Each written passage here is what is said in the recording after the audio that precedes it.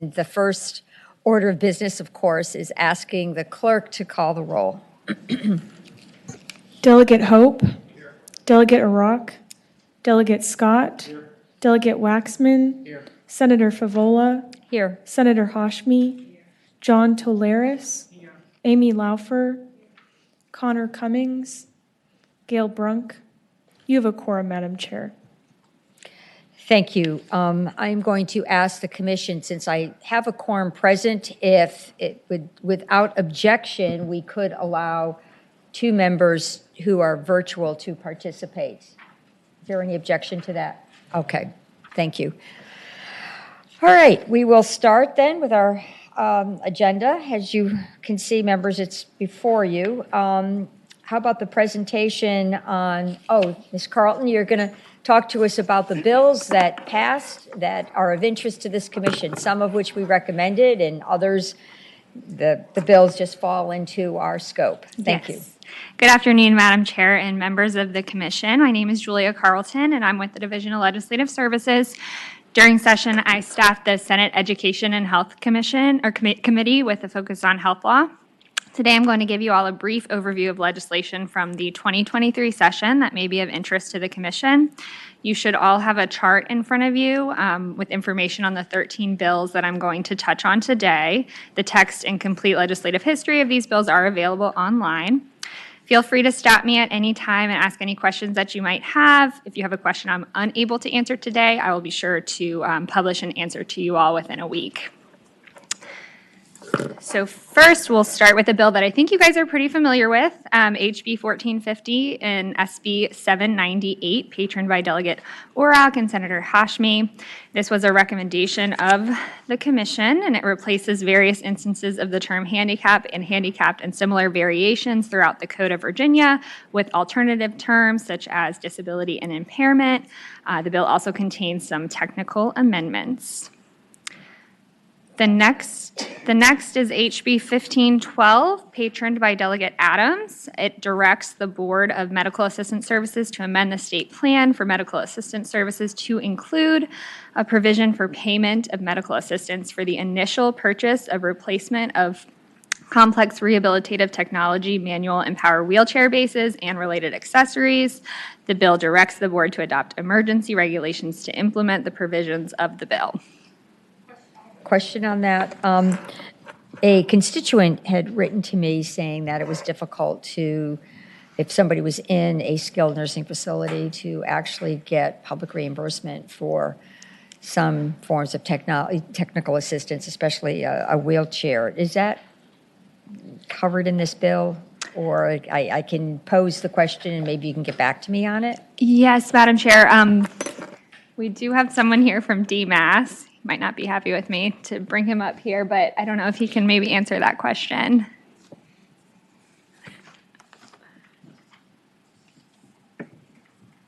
Madam Chair, Will Frank with the Welcome, DMAS. Mr. Frank. I can follow up and check on that. This bill does deal with sort of seating issues. I do believe it deals with wheelchairs, but I can get back to you on that specific case. Okay, great. Thank you.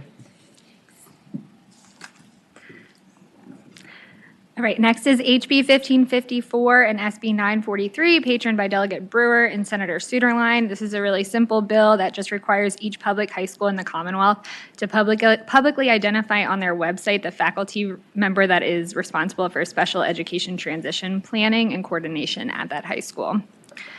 Next is HB 1640 and SB 1409, patroned by Delegate Kilgore and Senator Barker. This bill requires each insurer issuing Medicare supplement policies or certificates in the Commonwealth to offer the opportunity of enrolling in at least one of its issued Medicare supplement policies or certificates to any individual under age 65 who resides in the Commonwealth, is enrolled in Medicare Part A and B, and is eligible for Medicare by reason of a disability, including individuals with end-stage renal disease.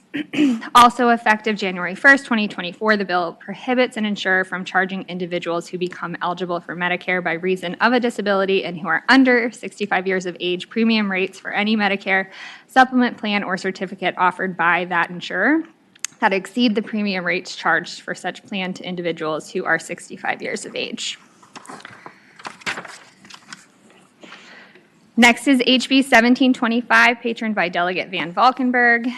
This bill prohibits certain persons who provide services to people with disabilities from providing fraudulent supporting documentation to evince the existence of a disability or disability-related need for a person requesting a reasonable accommodation with respect to the use of an assistance animal in a dwelling. And the bill also adds a violation of such prohibition as a prohibited practice under the Virginia Consumer Protection Act. Next is HB 1659 and SB 830, patroned by Delegate Bell and Senator Favola. This bill directs DBHGS in coordination with the Department of Education and other relevant stakeholders to develop and disseminate best practice standards for the transition of services and transfer of records for students with disabilities who reach the age of majority. That might be a question for the Department of Education. Is that not defined in code, in the education code? Oh, Sorry. Commissioner Laufer, would you share your question with us? Sure, I'm sorry. I asked, what does the age of majority mean? I don't know. I think it's Usually 18, but it might be but it might be- 19 if they're 21? still yeah. might be in something later. the school post-high? system. I'll check on that with our It's education okay. attorneys. I just was wondering. I think that bill was a recommendation of the Youth Commission. Yes, it was. Oh, I'll get you an answer to that question. Next is HB 1884, patroned by Delegate Wampler. It requires an already established work group under the Secretary of Education and the Superintendent of Public Instruction to study and develop a plan relating to revisions to the standards of learning assessments to consider in their work group the effectiveness of assessments for students with disabilities, including the Virginia Alternate Assessment Program for those students with the most significant cognitive disabilities, and the use of those assessments to improve and individualize instruction. Can I just mention something about that in particular? Yes, Commissioner Laufer. It just,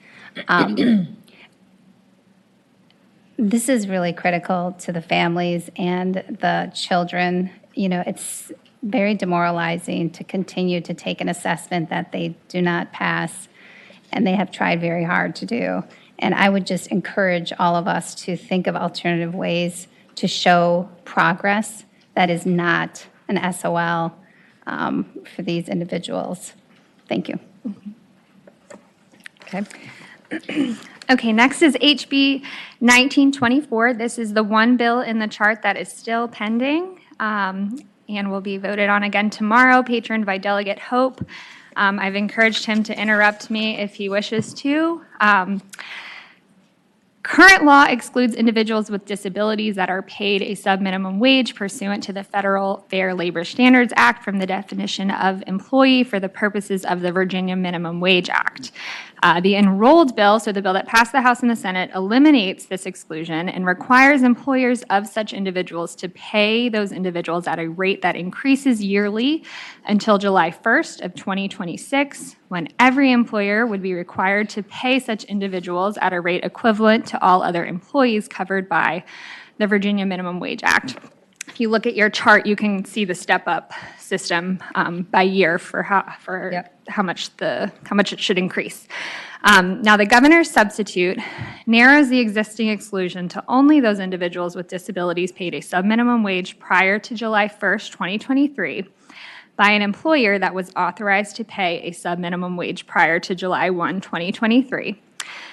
And then under the governor's substitute, this narrower exclusion is in effect until July 1st, 2030, when it's eliminated entirely at that time.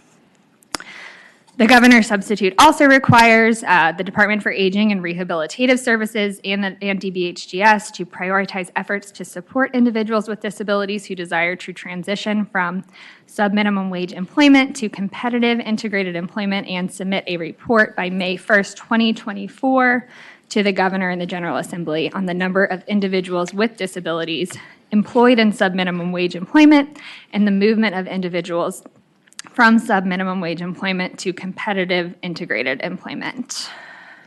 Did you want to add anything? Yes, Delegate Hope. I think you did good, Ms. Carlton. I think quite simply it does two things. One is it closes the door on any new certificates starting July 1st of 2023. And for those that have existing certificates, about 325 employees, it allows those individuals to phase out the program no later than 2030. I'm confident it'll be before then because of this federal grant that we have, a $14 million grant that will help phase out those individuals. But it does say that gives them a little bit of extra time, a little transition runway in order to do that. And so, hopefully it will be sent back to the governor amended, and he'll sign it.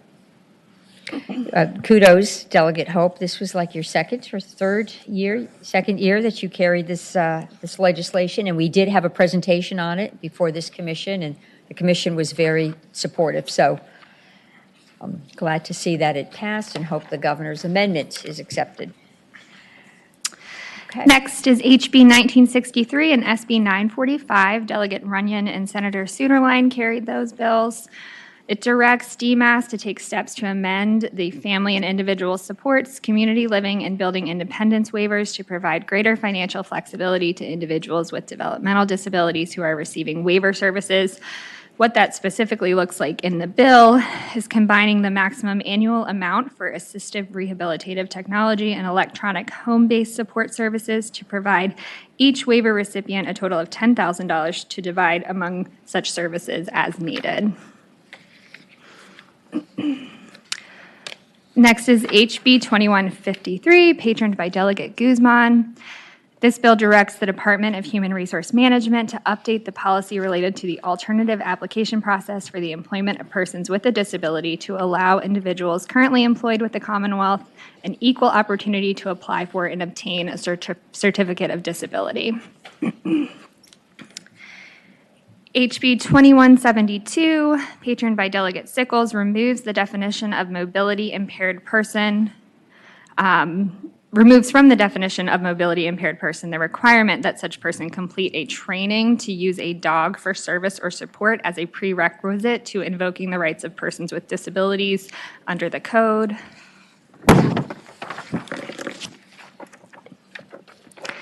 Next is HB 2338 and SB 1326.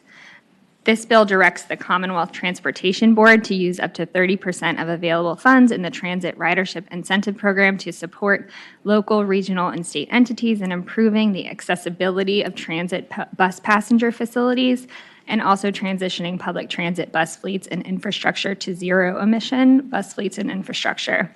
The bill directs the board to develop guidelines for applications for grants to any localities that support a transit system. And then finally, HB 2492, patroned by Delegate Siebold, adds to the Virginia Board for People with Disabilities the Health Commission or the Health Commissioner or a designee. And the bill amends existing references to mentally impairing developmental disabilities to cognitive developmental disabilities. Wow, that's a great report. We certainly have made progress, colleagues, so I think it's great that we're airing some of these important issues. Our colleagues are listening, and I think we're taking steps to really help people. Okay, next on the agenda, let's see. Barriers to community integration by people with physical and/or sensory disabilities. So we do have a presentation by Maureen Hollowell, who's an advocacy coordinator with the Virginia Association of the Centers for Independent Living. Welcome, Ms. Hollowell. Good afternoon. Thank you. Good afternoon. Maureen Hollowell with the Virginia Association of Centers for Independent Living. We were contacted a few days ago about doing a presentation regarding community integration and housing, and that's what you have in front of you. I'm going to walk through some of the information here. These are very complex topics. They're very individualized based on disability and resources available to the individual, but what we're attempting to do is just to provide a very broad picture of what we see as barriers to community integration. Okay, good. So Centers for Independent Living are located in 17 locations in Virginia. They are controlled by people with disabilities.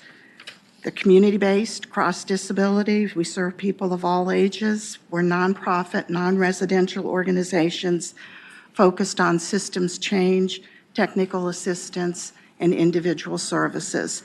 We've been around since 1980 in Virginia, and we still don't have centers for independent living in the Petersburg area, on the Middle Peninsula, and the upper northern neck, Amelia, Brunswick, kind of in the south central, and in the Culpeper area. And so we are always looking to try to establish at least satellite offices in those areas so that individuals with disabilities can receive the support and be involved in these activities.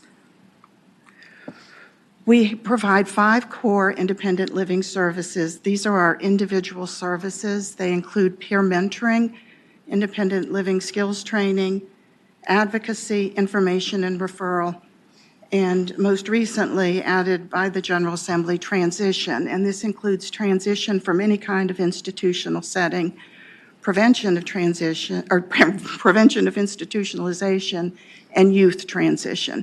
And the youth transition that's in the code is for young people who have left public education and are not yet 25 years of age.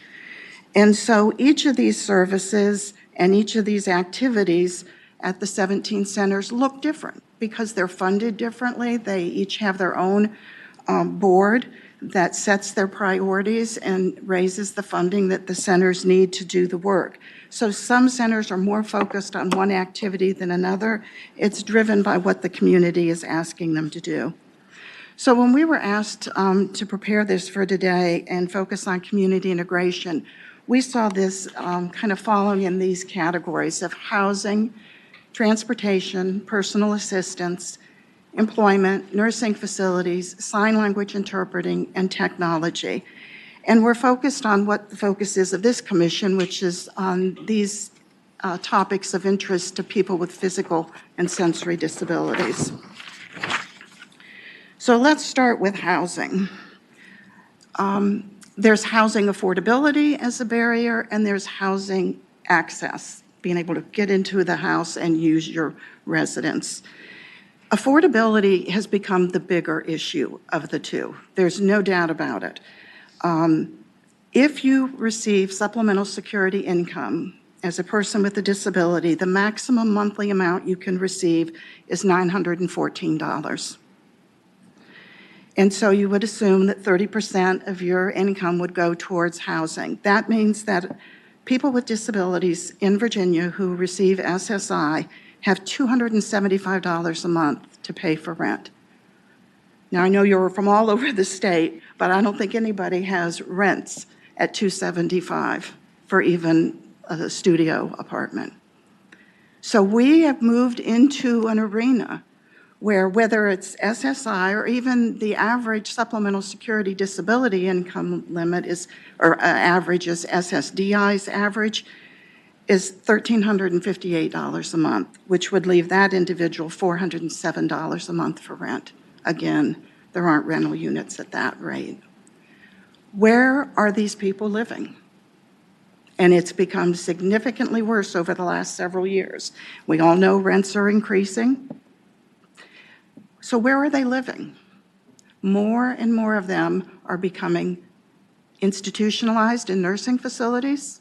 They're living on the streets. The number of people that Centers for Independent Living working with who are homeless, and I mean street homeless, not living on somebody's couch, has just exploded.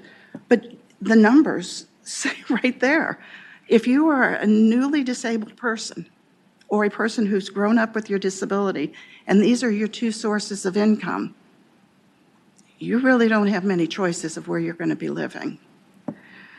Of course, access is an issue, being able to get into your home, being able to enjoy your home, being able to use your home, and the home of others that you would want to visit. Virginia has several ways of going about providing financial assistance to people who need an accessible living situation. The state agency, the Virginia Housing, they provide grants in two programs. One is called the Rental Unit Accessibility Modification This is for renters only, and another is called Granting Freedom, and it's for veterans with disabilities, and it can be used whether they're renting or they own their property if you're a veteran. And it's an $8,000 grant. And, you know, that can often do what somebody needs to have done based on the how many steps into the unit, is it the bathroom that needs to be modified? But this is an extraordinarily important program and used by a lot of Virginians. There is also a Virginia Livable Home Tax Credit, which you would have heard of this year during the General Assembly. This is $5,000 of tax credit for somebody who owns their home and is retrofitting it or is purchasing an accessible home. And this is available as a tax credit both for individuals and for contractors. I have a question. Yes, I have a ma'am. question, Ms. Hollowell. The housing grant of $8,000, I guess an individual would have to apply, and when the money runs out, it runs out, or is it an entitlement? It's not an entitlement, and we haven't run out of money yet in Virginia. Okay. It is based on income, so you do have to have fairly low income to qualify as a renter. And, but it's used by a lot of folks who are able to afford their own apartment but cannot find an accessible apartment. But there is not a waiting list, and it is managed by the Virginia Housing, Agency of Virginia Housing. And it's an excellent program. It's growing every year, and the number of people who are using it, primarily we think because people are learning about it, not so much need-based. So just one follow-up question. So an individual would have to directly apply to the state rather than going through a coordinator at the local level, is my question. Because it would be unusual for constituents to necessarily go right to the state. They might go to a local agency or a human service department in their county or city.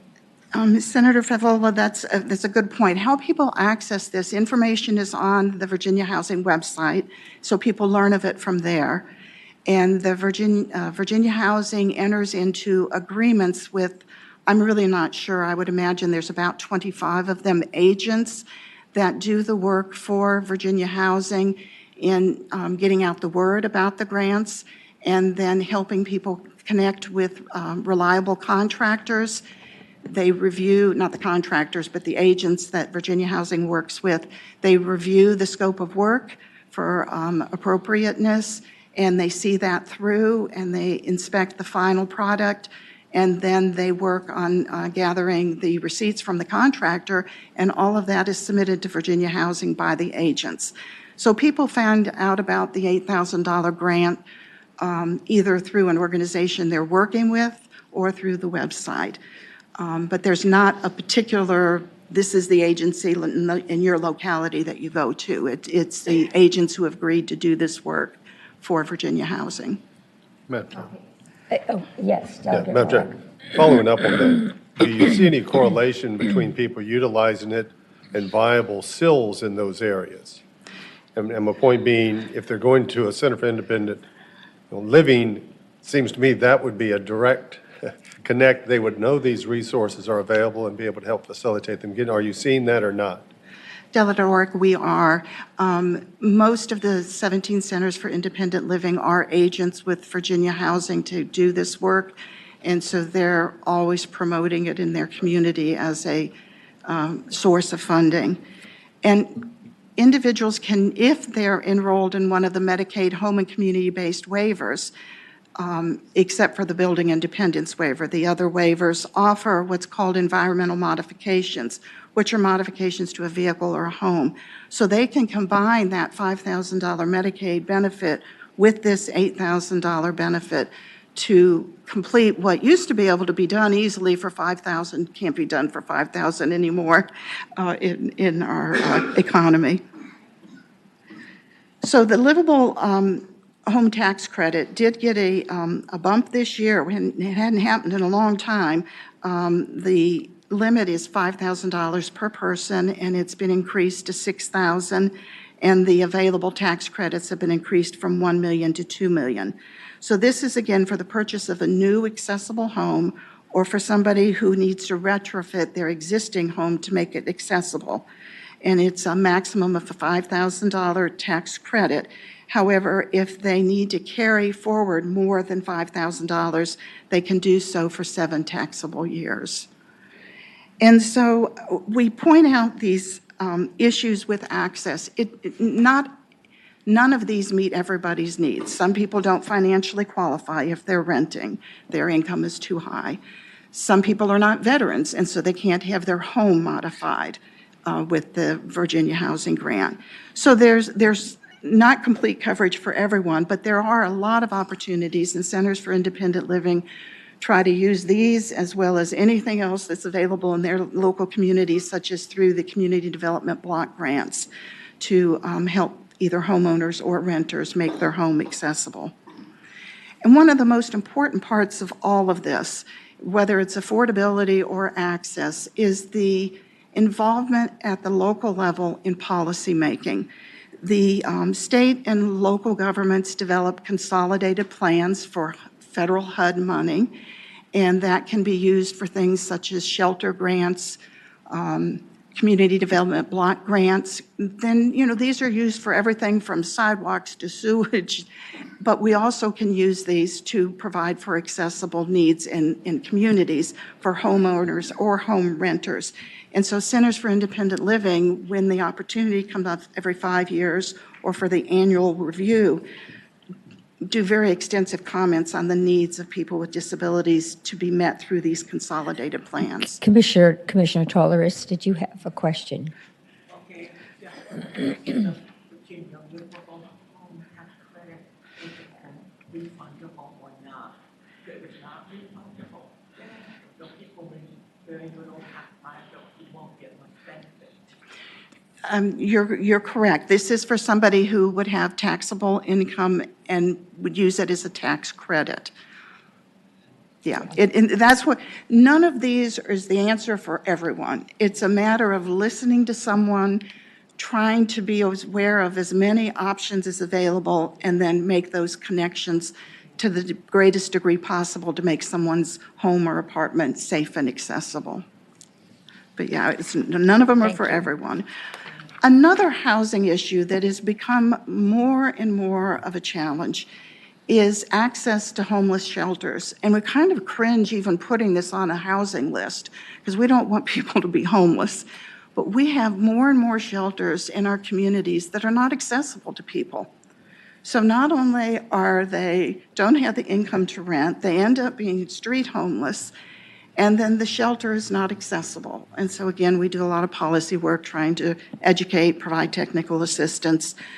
But there's problematic requirements also with the operation of the shelter. They'll say if a person needs personal assistance services, well, you can't have your attendant come in to provide that personal assistance, or you have to physically demonstrate that you can transfer independently, or we understand you need to have this private bowel or bladder program, but we don't allow for that. These are the kinds of things that are growing in need, growing in the activity, the time that centers are having, or where we're spending time, which is kind of going way backwards from where we were, years ago, and trying to be more progressive in how we move forward with housing. But nonetheless, so as I said, we spend a lot of time working on planning, and we appreciate everything that happens over here, of course, at the General Assembly. One of those things is the Virginia Statewide Building Code. Stipulates a percentage of fully accessible units that are required in multifamily housing. And it's basically if there's 4 or more units, 2%, if they have 20 units, 2% or more of those units have to be accessible. And that's just not enough. We have more people who are elderly needing accessible living now than we did back when this code was established with the 2%. So that's an example of some of the policy work that we need to continue working on to make more accessible housing options available to people. I'll get hope. Did you say that there's some homeless shelters that are not accessible? They're not Yes. ADA compliant? And how's that? How are they, if they're not compliant with the law, how is that they're allowed to remain open? There are homeless shelters grandfathered? that are not accessible, yes, sir. When we realize that, either somebody tells us or we come upon it when trying to help somebody make placement, we work with that shelter to educate them and if need be, provide technical assistance so that these issues can be overcome. You would think because most of them receive some sort of federal or state money that that would not be the case, but many of our homeless shelters are not state and local government programs. They're private shelters that receive state and local government funding that need to often receive technical assistance about their obligations to, one, be accessible, which would be called program accessibility. So if you have two shelters, they're both easily able to be gotten to by the person who is homeless, and one is accessible and one is not. Program access would mean that they would then go to the one, wouldn't require both of them to become accessible if it's an existing facility. So we're really having to work a lot with the administration of some of the shelters, one on the physical accessibility issues, but then also the program issues of restroom use and attendant use and transfers. It's a So pretty... they're not, Madam Chair, a Yes, follow-up. Delegate Hope. So I guess I'm asking, they're not required to be ADA accessible even though they are a community space? Community goes there? They're not, they are exempt? If it is a state-run only, or is the Americans with Disabilities Act Title II for state and local governments, does not require every facility to be accessible, but rather when you view the program as a whole, that the program is accessible. So you could have two buildings relatively close to one another, and as so long as one has units that are accessible or the space is accessible, the other one doesn't have to be. Now, if it's new construction, absolutely, if it's new construction. But if it's an existing state-only or local-only funded facility, they could meet their obligation through program access by sending that individual to somewhere that's close by, that still is convenient. But yes, we spend a lot of time educating shelters about their accessibility requirements. That's eye-opening. Commissioner Lawfer? I had a question. You had said that the new construction is 2% is required to be accessible, and you said it's not enough. What would your recommendation be? We would recommend that the Virginia Housing Commission or such a body study the issue to come up with a fair standard that is different than 2%, higher than 2%. We do not have a particular recommendation of percentages. Madam Chairman. Thank you. Delegate Auroch, I will ask staff to take a note of that recommendation, please. Well, but following up on that, if staff or you know off the top of your head or could look into, what do other states have as it relates, you know, before we go into a full-blown study per se, just look what some other states have done and what their, has addressed their needs, so. And Delegate Ork, that information is available. That's a very good point. All right. We're just, I am asking staff every time we get a presentation to track recommendations. Should we want to go back and evaluate some of them or get more information? Yes, Delegate Washman. If I could ask a question too, when we started, I think you mentioned that there were certain areas of the state, like Petersburg, that didn't have the centers that you were discussing. Are there areas of the state that don't even have homeless shelters? Are there any? Areas of the state that lack homeless shelters? Yes, sir. So what we've attempted to do under a couple of these categories is just lay out some considerations for action, this one particularly related to housing. And due to time, I probably won't go through these in any detail, but would be glad to explore these with the commission or individual commission members. SSI, as we've talked about, $200 and some for rent. It's just an impossibility now. There can be a state supplement for SSI that would help with housing, but that would be state-funded supplement. Right now, Virginia, the Commonwealth is choosing to use that for the auxiliary grants for individuals to live with others. And you could choose to use that auxiliary grant so that individuals could live in individual residences. Obviously, a study of housing affordability, increase the number of the accessible type A units that we talked about in the state code, expand the amount for the Virginia Housing Modification Grants. The $8,000 isn't going as far as it used to. Everything is more costly than ever. And we would like to see the expansion of the use of the consolidated plan, specifically the community development block grants that fall under that plan for accessibility modifications for homeowners who have low income, who need access to their homes and could address some of the tax credit issues that one commissioner raised. There needs to be a more thorough assessment of shelters and more technical assistance provided to them. And then, housing is so much based on your income. And so issues with transportation, personal assistance, money, employment, so very important. And that does fall under housing, because if you don't have the money, you're not going to be housed. Transportation. We got rural transportation, and there is such a lack of transportation in our rural parts of the state. People are limited to where they can go, when they can go, if they can even go. So there needs to be more sustained funding for rural transportation, particularly accessible rural transportation that would better meet the needs of people in regards to their location and the times and days that they need to receive transportation services.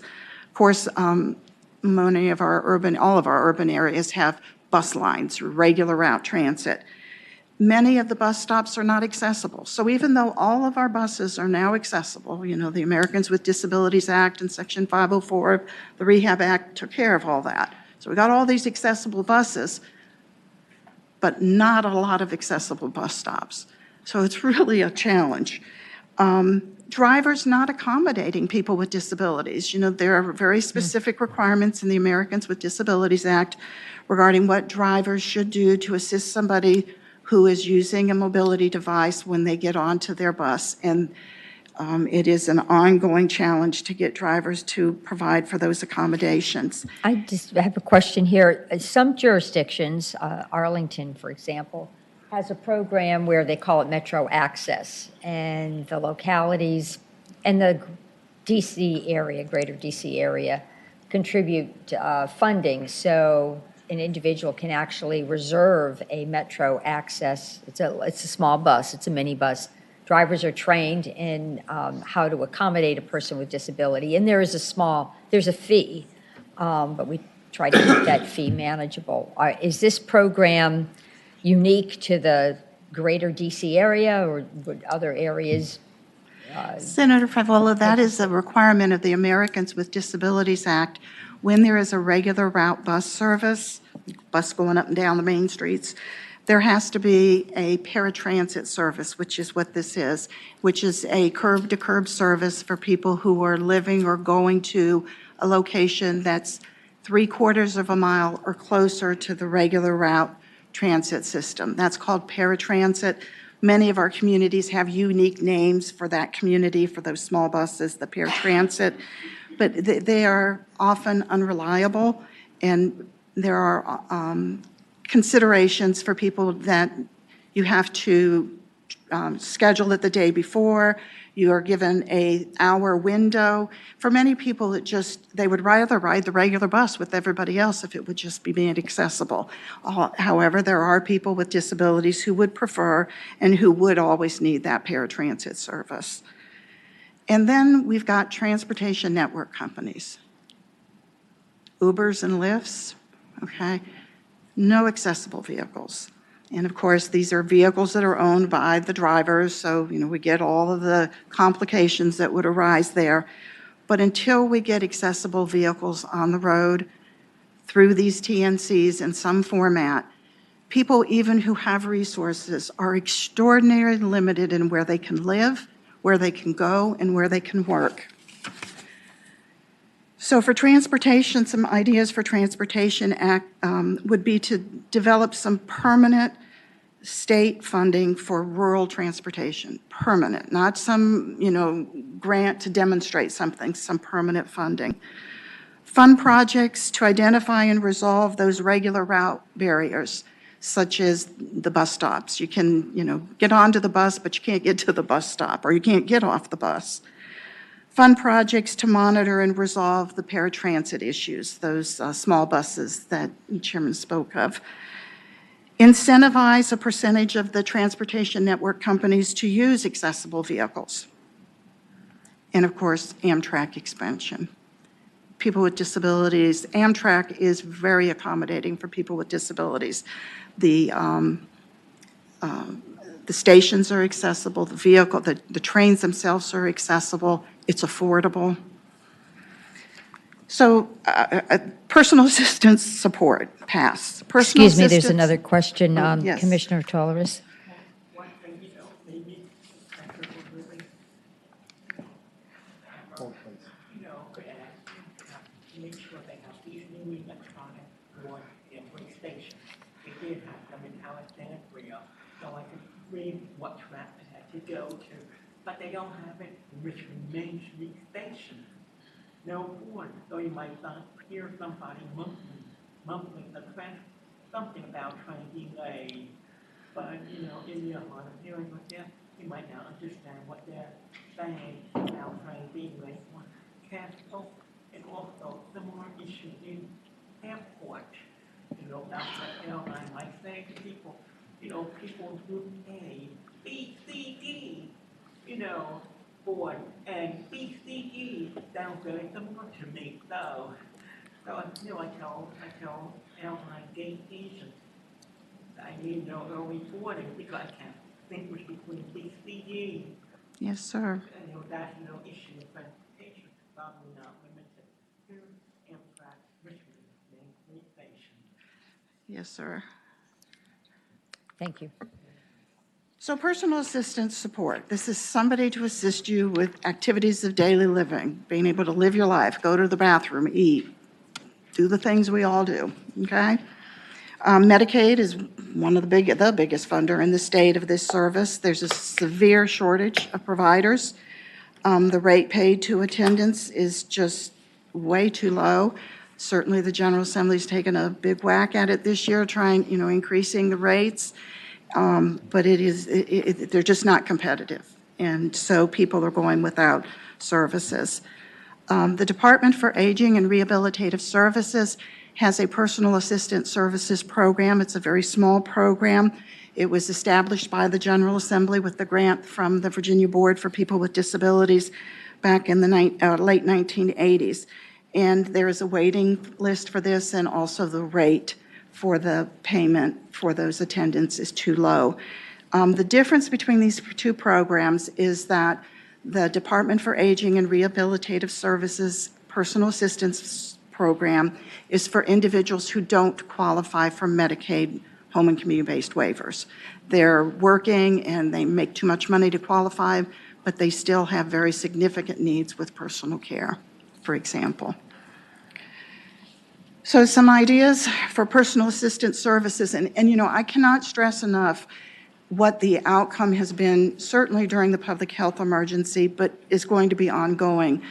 The number of people with very significant disabilities who are not getting out of bed in the morning, who are going without meals during the day, who are getting basic care such as bathing once a week now, because they just cannot find personal care attendants. And the agencies, they're limited in what hours that they can cover. So people are making decisions not to work, to give up jobs, to limit, have the attendant come at 5 p.m., 6 p.m. to have them put in bed. I mean, it's just deplorable what's happening in our community with personal care at this point. So some action items would, of course, be to continue increasing the attendant wages, increase the funding for the DARS Personal Assistance Services Program for people who are working and who make too much to qualify for Medicaid. These are individuals who are on a waiting list, and there hasn't been new funding into that program for new individuals in many years. We would see a benefit in funding training and outreach to be able to recruit new attendants. We're going to have to find a way to bring more people into the workforce. Services facilitation is a Medicaid service that supports an individual who's using personal care through a model called consumer direction. They're basically somebody who checks in, makes sure services are going well, provides job training so that they know how to hire, supervise, and fire their staff. And the focus on this service has not been on that training and preparing people. And we really think that there could be benefit from focusing more of those limited dollars into training and not just monitoring that service. And then there should be sanctions for agencies that consistently understaff or fail to staff as they scheduled. You know, making promises in these plans to people and then just not showing up for days is a dangerous situation. Madam Chairman. Yes, Delegate Orrock. On that last slide, the sanctions, and I understand the challenge on the one hand, but isn't the reality, if you penalize them financially, then many of these may just go out of business altogether. And there's that catch-22. Have y'all looked at any potential, on the converse of that, incentivizing ones that perform up to standard or even overperform, using more of a carrot than a stick process? Delegate Orrick, is sort of like what we're going to do with the nursing facilities in trying this. We understand that concept, and we think that's been there in the rate increases over the years that the agencies have received, and that it has not resulted in improved reliability. So we don't think that wages alone in this situation, or rates, not wages, in agency direction. Employment. Yes, Delegate Washington. If I could just ask some clarifications, I'm fairly new to the commission. I'm trying to learn. We've gone over a lot of different agencies and different programs, so sometimes I like to stop and make sure I'm thinking of the same thing. The personal assistance support, is that like an agency in a community that contracts out with personal aides to go out to the home to help individuals? Delegate, that is one model, Okay. and it is a model used by thousands of people in Virginia successfully. But it is a model that's challenged by reliability issues. Okay. I've been made aware by one of those agencies that there's a competing company called Consumer Direct that associates with some of the managed care organizations. Is this the universe we're talking about? Yes, sir. Medicaid allows for personal care services, respite, and what we call companion in the developmental disability waivers.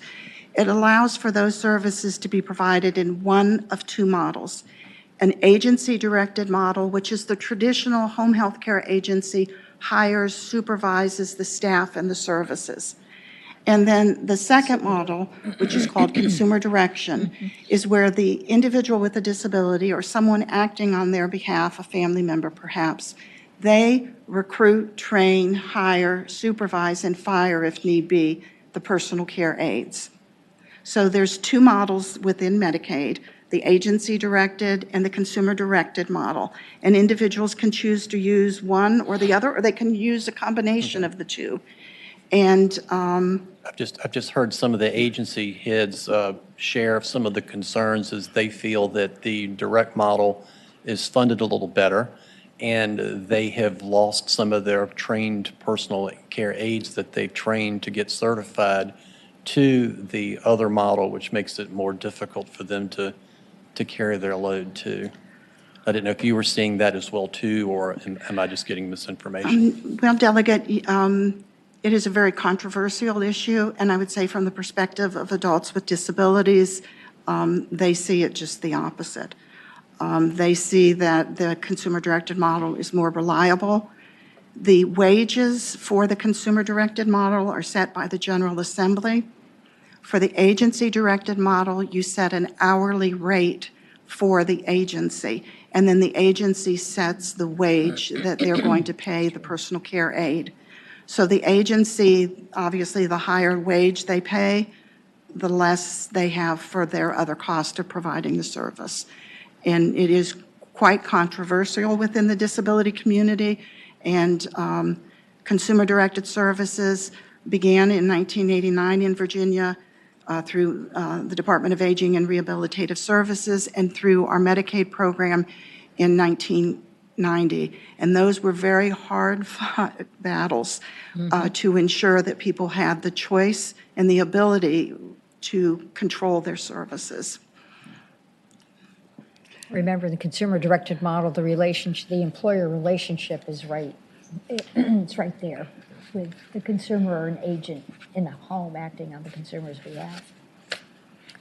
Thank you, Senator. I think if somebody has an individual coming in their home to provide a very personal service, many individuals would prefer that to be somebody that they know and they have chosen. Commissioner Loffer, did you I have had a question? Yeah, actually, I have two more questions about this. You know, one is, so I serve on the Arc of the Piedmont, and part of what we have experienced is that the services are provided, but then the pay comes much later from the state to be like reimbursed, and I'm not sure if this is the same type of money, and I'm just wondering if that's also a barrier, like the service is provided and then the payment from the state comes. Is that part of what could be an issue? Commissioner, both for the agency model and the consumer-directed model, the service is paid for after being rendered. Yeah. Is there a huge delay? As in a month? In either model, is that your question? Yeah. Delay in the payment? Yeah. There should not be. For the personal care agencies, it would depend on how quickly they bill. Right. Medicaid has a standard to pay on time Right. and due. And for consumer direction, timesheets are submitted every 2 weeks and paid within 3 days. Okay. Because I know with the ARC, that, you know, this is the thing, like we have to pay out and then we get the money later. The other thing I was wondering with the personal care assistant, through the emergency orders of COVID, parents or family members were allowed to be attendants. And I don't know if this is the same body of, you know, I don't, you know, and I'm wondering if that is helpful. What is your opinion of this? Well, Commissioner, it is controversial. The issue is for consumer-directed services, where the individual or somebody acting on their behalf hires, supervise, and so forth. During the public health emergency, Virginia allowed parents of minor-age children and spouses to be paid to provide personal care to their spouse and their minor-age child. When the public health emergency ends, 6 months after that, that exception ends. The Department of Medical Assistance Services, DMAS, had to submit a 5-year routine application to the Federal Centers for Medicare and Medicaid Services to get approval to continue the family and individual supports waiver. Just to keep, it's a natural thing they would have to do. What they proposed to do was to allow for parents of minor-age children and spouses to be paid to care for their spouse or minor child. However, the Department of Medical Assistance Services proposed to have that only through the agency-directed model. So the parent would have to be hired by the agency or the spouse would be hired by the agency. That received a tremendous amount of comment on town hall when DMAS put this out for a 30-day public comment, and DMAS has submitted the application to CMS to require that these parents of minor-age children and spouses work through a personal care agency. It has not stopped the allowance that was allowed during the public health emergency, but they propose to change the model so that they would only be allowed to be hired through the agency-directed model, not the consumer-directed model. Right. One more thing. Okay. Commissioner Lawfer, one more question, one more follow-up. I just want to say about this that I think it's really important to understand that a person with an individual with a disability in their family, they are, already probably going to part-time work, or because they're serving as an assistant. And I just want to say that we should recognize that that is work that they are doing. I'm not advocating for the agency model, but I do think it's really important that we continue to allow family members to be attendants. I just have to say that. Thank you.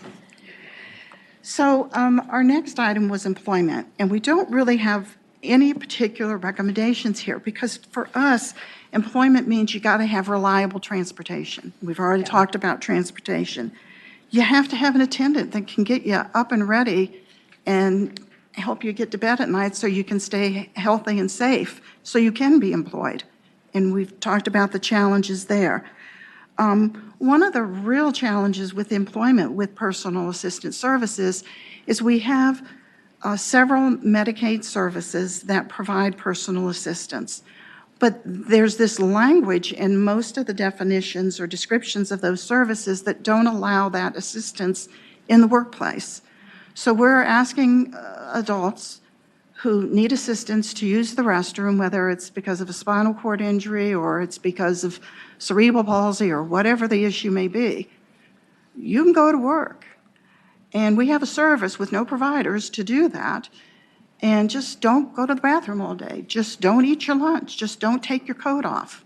It's a real barrier to employment. It truly. Medicaid Works. Oh my gosh, we love the Medicaid buy-in. Medicaid Works. There was some action here this year in the General Assembly. Medicaid Works allows an individual with a certain level of income to go to work and make a considerably higher income than typically allowed for Medicaid and keep their Medicaid services.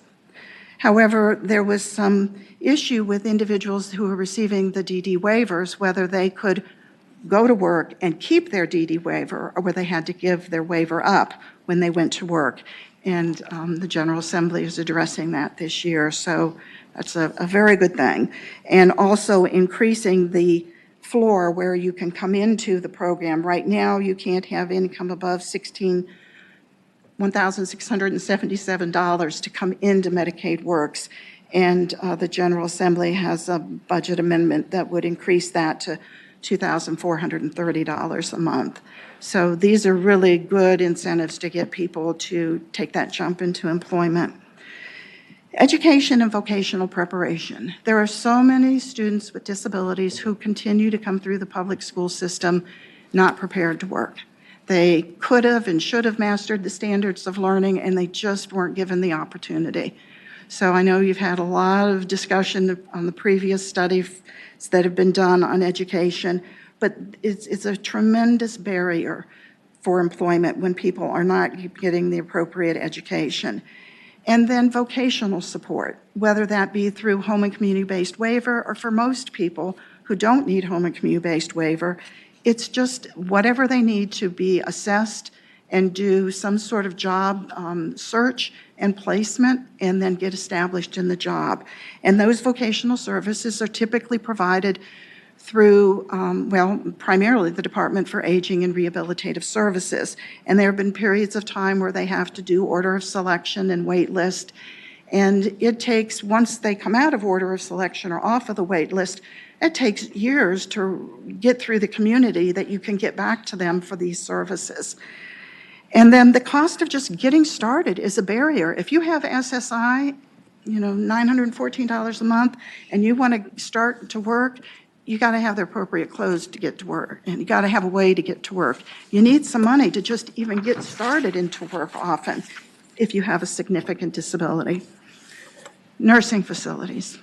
One of the biggest barriers to community integration across the country, and certainly here in Virginia. It's easy to get in. It's easy to be screened. You don't even have to be screened now to get into a nursing facility. You can be there 6 months before you get screened. But once you're in, it's hard to get out. You can't get housing, or you lost your housing while you were in there, and just establishing services. The Medicaid average cost for nursing facilities is $8,000. The state had a program called Money Follows the Person for about 7 years. that provided assistance and guidance to people so that they could leave nursing facilities, and there was significant progress made with that project. It was federally funded. It doesn't exist anymore. However, there is a requirement. There's this document called Minimum Data Sets, which is a series of questions that get asked of nursing facility residents upon admission every 90 days and whenever there's a significant change. And there are many sections to this. Section Q is the one we'd like to bring to your attention. Section Q requires, at those 3 points in time, that the individual be asked whether or not they are interested in leaving the facility, and if so, do they want to talk with somebody about leaving the facility? And if they do, then make a referral. The facility is to make a referral to something called a local contact agency. These are federal requirements. We have FOIA, cannot get the appropriate data to know what is happening anymore. We used to be able to get the data. And frankly, the local contact agencies, as far as we know, just either are not operational or don't exist. So the people are being asked these questions. They don't have to be continually asked. If they say, oh, you asked me that last quarter, don't ask me that again. They don't have to continually ask it. But if they ask it and say they want to get out, and then they make that referral to a local contact agency, we need to really work on that issue of trying to get people the right information and the right support so that they can leave nursing facilities. We need to improve the long-term care screening process so that people don't end up in nursing facilities to start with. We need to educate the screeners about community services, the very people who do the screening to say, yes, you need this institutional level of care, often don't know about community services to the degree that if they did, they could prevent some of the institutionalization. And we need to enforce the Section Q requirement of the minimum data sets. Sign language interpreting, and I know I'm just rushing through, but I appreciate all of the time. Sign language interpreting. You know, the Americans with Disabilities Act, the Virginians with Disabilities Act, Section 504 of the Rehab Act, the Individuals with Disability Education Act, okay, you're going to have interpreters there. You're going to have them in school if you're getting public services, if you're getting public accommodations like you're going to a play. Okay, you're going to have sign language interpreters if you request it and give them adequate time and all of those things. But if you're going to a funeral, if you're going to a wedding, if you're going to some of these life events, you're not going to have that sign language interpreting unless you privately pay for it. Typically, it's a 2-hour minimum, and it's an average cost of $70 an hour, much higher in Northern Virginia. And that doesn't include the travel time and mileage. It's unaffordable. Some states provide a fund so that individuals with low income can apply for interpreting dollars or interpreting services for those life events. And there is a big difference between live and virtual interpreting. Virtual interpreting during the public health emergency soared, but a live interpreter, especially for those social-like family gathering events, is much more preferable so that the interpreter can move around and be much more active and provide that effective communication. So we would like to see there be a state fund established that would be income-based and have an annual individual limit for people to have the ability to communicate at functions such as funerals and weddings. And part of that means we need to expand our interpreter training programs in the state. We don't produce enough sign language interpreters. Technology. I'm really going through here with technology. Okay, we got... Your slides are so clear. It is okay that you're rushing along because everything is very clearly presented. So thank you for being so attentive to our schedule. Technology. Whether you're going to a website, a state website, whether you're going to the bank's website, whether you're going to the website of a restaurant. Websites need to be accessible. There are standards for them. And it could be accessible based on somebody using technology because they're blind and they use technology that reads to them. It could be that there's a tutorial or just a description of something that's being put onto that website, a state website or other, and it's not captioned, so people who are deaf or who have a hearing loss are not able to access that. It could be kiosk or self-service components that have a computer screen that people are being steered more and more to use. So we would ask that there be a monitoring and improvement of state website access and that there be a public awareness campaign about technology access. So thank you very much for this opportunity to present from VASIL what some of our thoughts are about barriers to community integration. Thank you, Ms. Hollowell. This was Madam a Chairman. very complete presentation. Madam Delegate Chair, Orrock. before she gets away, if I may, Maureen, Yes, sir. I've kind of saved till the end. So first, you mentioned the lack of sills in certain areas of the state. If you could get back to us if there are specific legislative actions that we could implement to try and remove some of the barriers. The other kind of more general, the vast majority of the needs that you put out here all have a dollar tag. And I, for one, what has frustrated me through all the years, and this is not just at y'all, but this is kind of whatever the topic area, I've never seen a strategic plan that shows us, here's what it's going to cost to maintain the status quo level of services with the increase in population, and then show us a plan of improvement prioritizing those monies. Because candidly, and I don't sit on the money committees, but in discussions with them, they're always asking for more money, but we don't know kind of what we're getting for it, because the more we give them, the more they can do, and that's a good thing. But are they using it in the most effective? They don't see a plan and a structured funding mechanism that will get us to a goal, because they don't see any real goals. It's just, and what you presented today is very comprehensive, but we don't have a clue how much it would cost to achieve the end. And until we've got some hard numbers, if I'm up there in appropriations and I'm saying, okay, we got X amount of dollars in revenue extra, but I've got school systems over here and I've got public safety, and y'all are there with just nebulous needs, money-wise, it's hard to get the monies you need to make certain improvements. But if they can see where that, okay, it's a plan and this is their first priority, and once we get here, then we can move from there. You understand what I'm saying? And this isn't an answer for today. Don't get me wrong. I'm just saying that this is, I think, what we need as policymakers. Give us a strategy where that we're going to be able to address the needs. And then are there certain things within the existing financial resources y'all have? Are there impediments? Are there barriers that keep y'all from using it in the most efficient manner?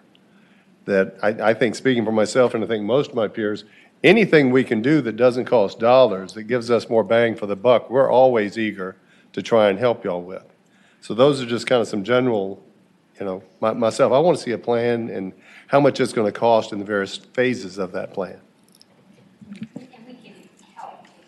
Prioritization. Delegate Scott. Thank you, Madam Chair. Just kind of to echo what Delegate Orrick just said, my wife is stuck at home because of our daughter, Brianna, trisomy 18, and all of her medical conditions that go with that. We have an agency that tries to manage the nursing. Staffing is a challenge. There's always the questions of pay and rates and all that stuff. And when we were talking about the personal assistance support, again, just to echo what was just said, we were talking about how there's been an increase in rates, but we really haven't seen much by way of progress in these areas. And so, every single page had a request for funding.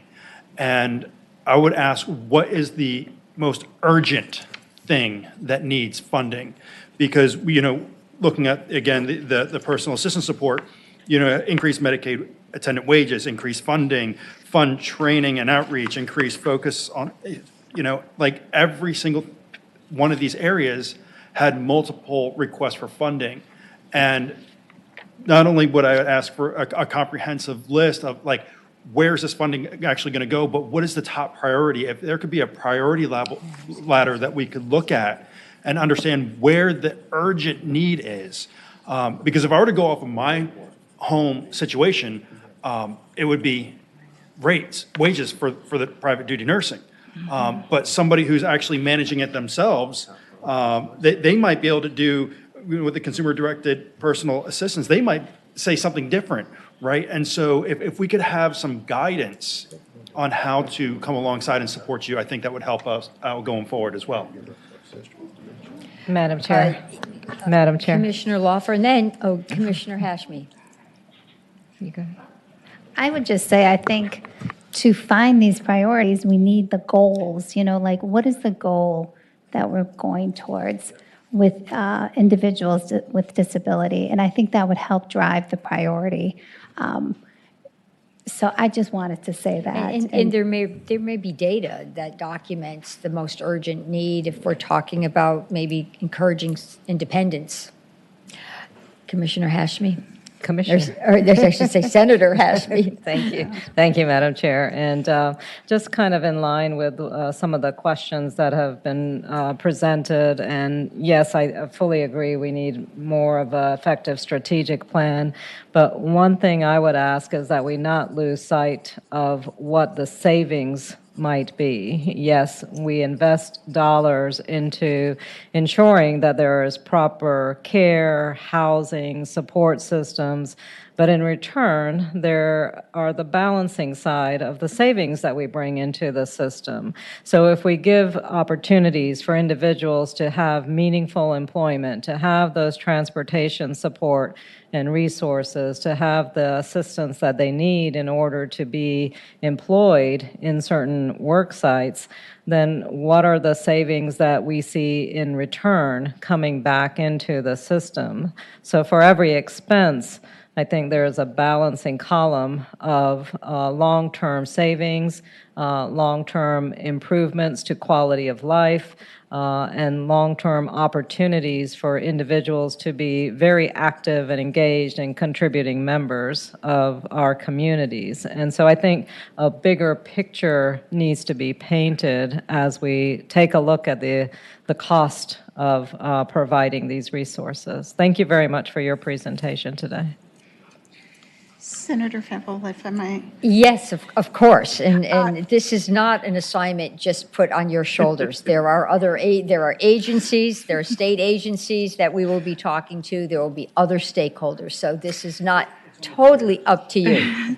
Well, we would like to rise to that occasion. Okay. And truly, there are things here that could be done as cost savings or to improve somebody's life so they can get out of using a service. And some of those things take a leap of faith.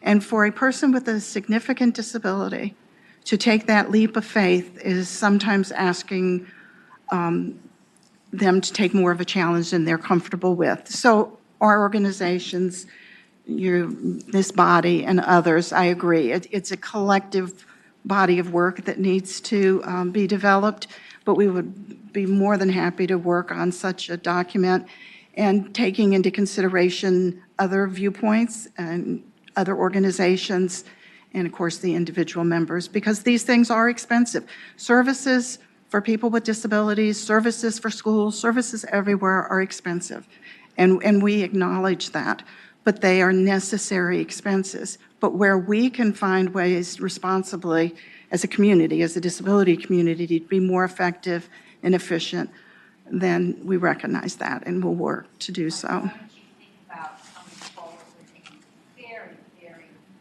rough plan for our June meeting, which really prioritize 5 or 6 areas. Okay. That 5 or 6 areas that we need to look into further. So I'm not saying you have to flesh everything out by June, but just maybe identify 5 items, 5 areas where then the commission can delve further into. We'd love to do, thank you. Yes. Yes, Delegate Washman? Not so much of questions, but just kind of some general observations. When we talk about prioritizing things, I have a concern that that also leaves the region out of it. We've got some parts of the state that have these facilities, and we've got other parts of the state, I imagine like mine, needs to that be we into don't the- have bus stops, we don't have train stations, we don't have these centers that we're talking about. We don't have the same needs as, a more major urban area would be. We don't really have people that help with our students with disabilities like autism in my county at all, which is a true problem. So I think there's a different level that what is prioritized in one region may not be the priority in the other, which is problematic. The other thing that I've seen in this demonstration is all of these different state programs. I didn't know if your organization had any recommendations on how we could do a better job of coordinating and fielding those requirements or requests that people need for services into one common point that they can be educated about what's available for them in our state.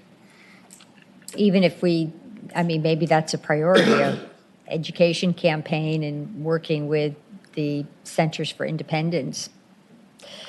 But I expect that there will be some fiscal impact on your priorities, associated with your priorities. But to Senator Hashmi's point, to the degree you can tell us the significant impact they might make and the positive, the cost savings or the human impact, might be helpful. Thank you. Again, it would just be something for the commission to review in June, and then we'll delve into certain things in more detail.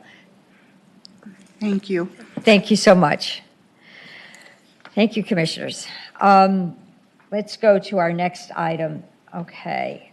In your packet, there's a schedule for our upcoming meetings, and I did work with staff on suggesting these dates, and we sort of had to move around a bit because, we had different events, all kinds of things.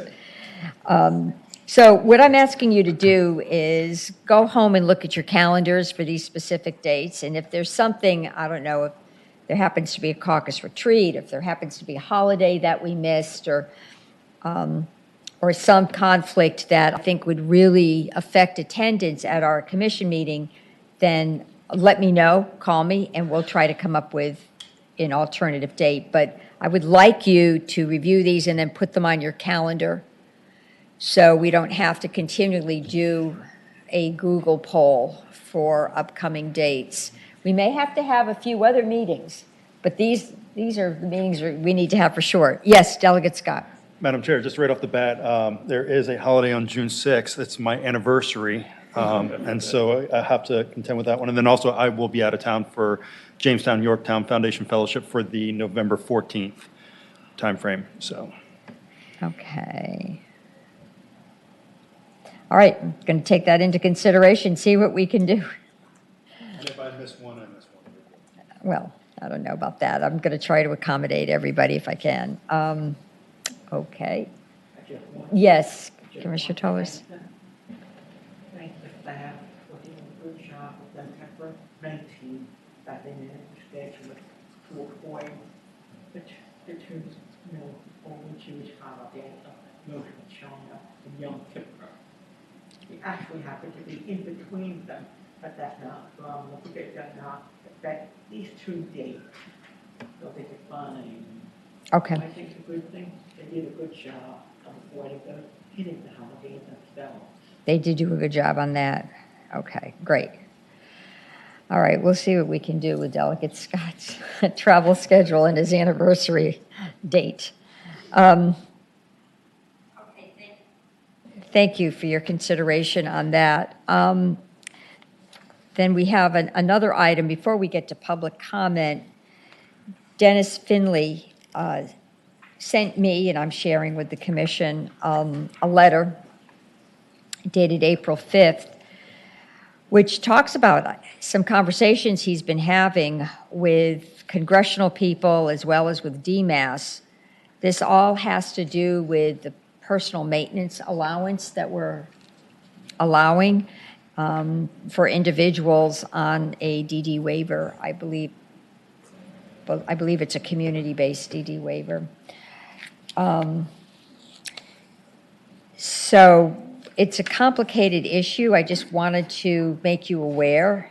He also included in the letter to me a Medicaid state plan eligibility guide. And I'm not sure where this came from. There's no. Right, but whose document is it? It's not, is it a DMAS document? Is it a federal document? It's federal. Okay.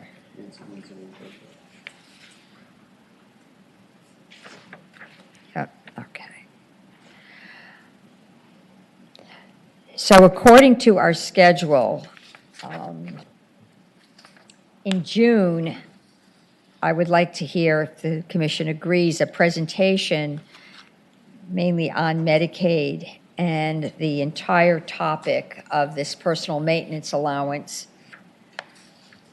and how we can get to a point where individuals can actually earn more money than they're currently allowed and then be able to keep more of that money so they can purchase personal items, which would have the effect then of probably paying the provider less, because when an individual works in a group home, a certain amount of that money does go to the provider as well. So it's going to be a complicated issue, but I think the goal of the advocates is the right goal if we can get there. So I'll be talking to staff about a June presentation on that. And we do have time for public comment. Do we have anybody signed up for public comment? I will ask staff. If you are in the Zoom room and would like to provide testimony, please raise your hand electronically. We have 2 speakers, Madam Chair. Okay, please open the Zoom. Teresa Champion, you may unmute and provide your testimony.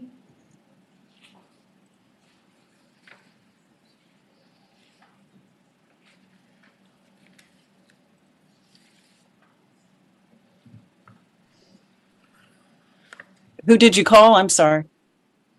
Yes, hi. You're now on the Zoom platform. Okay. Would you like to share your thoughts with us?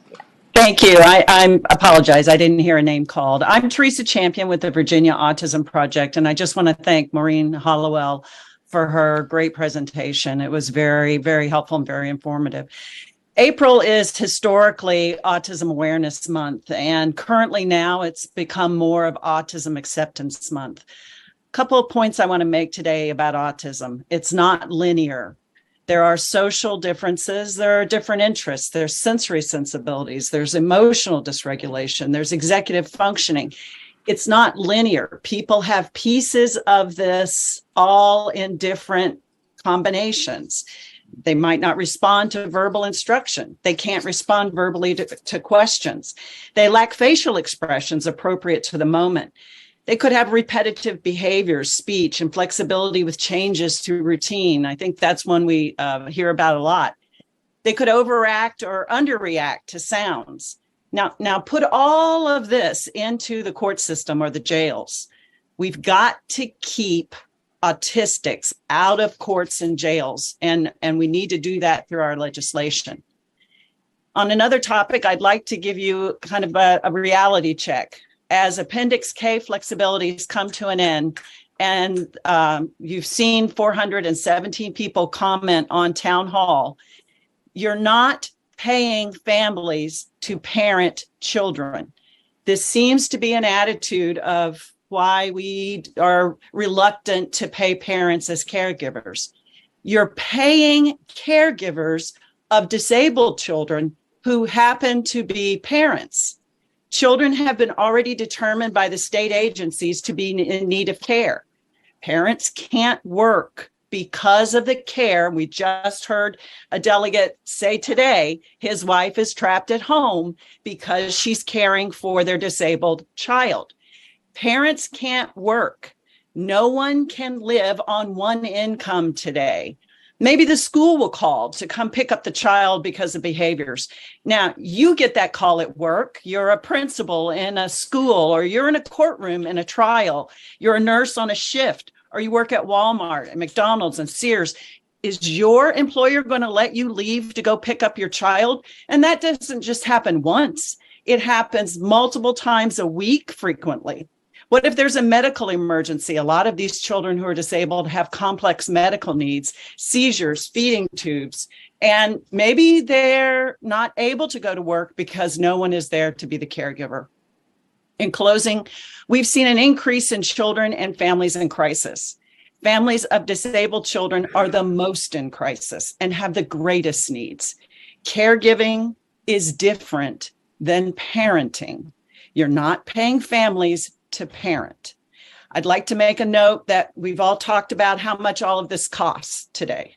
Well, if you look at JLARC's comparison of Virginia to other states, we're 12th in per capita personal income, and we're 32nd of states for spending on public assistance. There's a lot more here in this gap that we can do. Thank you very much. Thank you so much for sharing your thoughts. Will the next speaker come forward? Dennis Finley, you may unmute your mic. Thank you, Madam Chair and the Commission. I wanted to clarify the two items that you spoke about, Madam Chair, because they are different. The personal maintenance allowance is a percentage that's set by the state, and my letter to the Commission did not address that.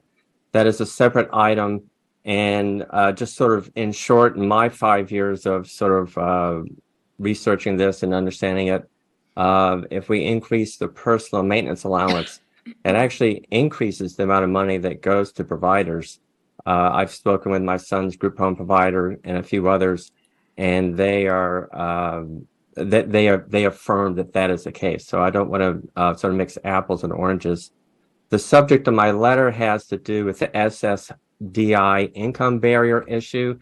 And just to recap, and I understand there's a few new members on the commission there, the problem is that disabled adult children in Virginia who have a Medicaid-funded waiver are required by federal regulations to migrate from personal SSI benefits to SSDI benefits on their parents' work records when one of them retires or passes away. And I just recently learned what that was, and that is included in my letter.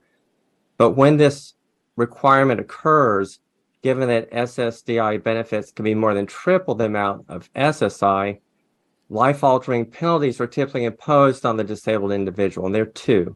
Very briefly, first, the amount of SSDI takes many people who have waivers over the income limit for Medicaid eligibility, and they lose all their Medicaid-funded waiver benefits in total, whether it's a group home, life critical support services, healthcare, or whatever. They are gone off their Medicaid-funded waiver. They lose it. The other folks, which is where my son falls into, is that their SSDI on their parents' work record is just below the Medicaid income cap, and it prevents them from having a simple, meaningful life job, and it's typically a vocational job, 1 or 2 or maybe 3 days a week. Or if you have SSI and you currently have a job and you have a parent who retires or passes away, you get SSDI, you lose that job. If you're lucky and can still keep your benefits, you may fall into that other category where you lose them altogether. So I just wanted to clarify the difference between these two issues. My letter specifically is addressing the SSDI income barrier limit issue. The personal maintenance allowance is another one. The information that is attached to my letter came from Congressman Don Byer's office. At my request to sort of reach out to CMS back in the fall, and I'm sorry if you need to stop me, Madam Chair, please do. It seemed that all roads led to asking questions of CMS, and they were sort of hard to get. So just on a hunch, I contacted Congressman Byer's office. I don't know him personally. Told him about the issue, and they've been very kind in reaching out to CMS to try to get us some information that we seem to be having some challenges getting to, but all roads lead to CMS, and so there was a channel of communication opened up. I don't have names. I have not met with anyone. I've not talked with anyone. I don't know if I'll get to, but I did get this document and it specifically deals with the SSDI income limit issue. And it basically says states can design their income limits however they want. It's very interesting, very enlightening. Thank you, Madam Chair. Thank you, Mr. Finley. I guess we do have examples of what other states have done with SSDI. Is that correct? Yes, for me, Madam Chair? Yes, Mr. Finley. My apologies. Actually, we don't have examples of what other states are doing. That was what prompted the question to CMS.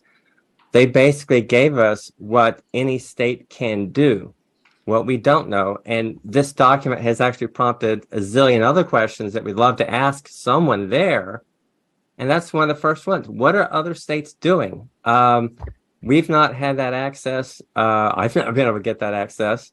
I don't know if DMAS has been able to get that access, but what this document says, and it is, I have showed this to a few sort of high-level disability experts, of which I am not, and it describes basically what I was told was a computer program that states can plug in income eligibility criteria for different groups, and it can be different groups. So, for example, it can say if you've been found eligible for a Medicaid-funded waiver, that is a group that can be separated out, and you can say, okay, for this designated group, the state has designated, the income limits can be set like this, like this, like this. And apparently, as you read this document, it almost looked like a fill-in-the-blank computer program that you can put in X amount of dollars or exclude or whatever.